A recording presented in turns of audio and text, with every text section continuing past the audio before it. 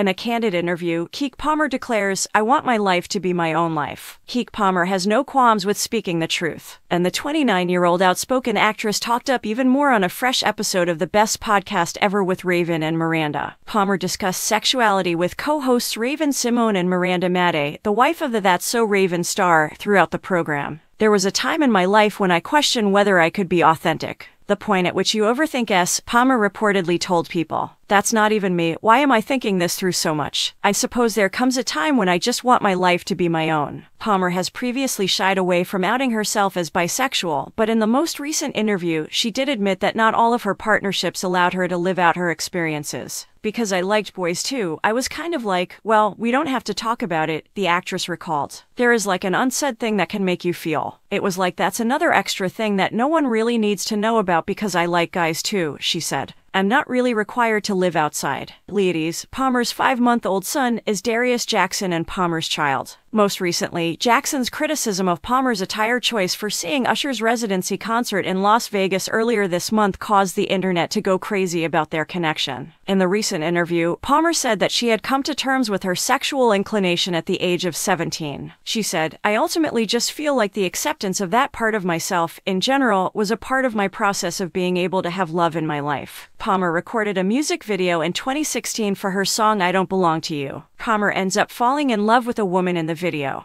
The film wasn't intended to focus on the specifics of "Am I gay?" but rather the young woman of today. She isn't the traditional woman anymore. "Are you gay?" That year, the singer-actress asked People, "Am I bi?" Palmer claimed in the most recent interview that her parents and other members of her family have finally embraced her completely. "Sexuality and stuff like that was not even, my parents never even cared about something like that or talked about that," the woman continued. "And I'm aware that once they realized how free-spirited I was and who I wanted to date, they were like, who cares? It was never on their minds."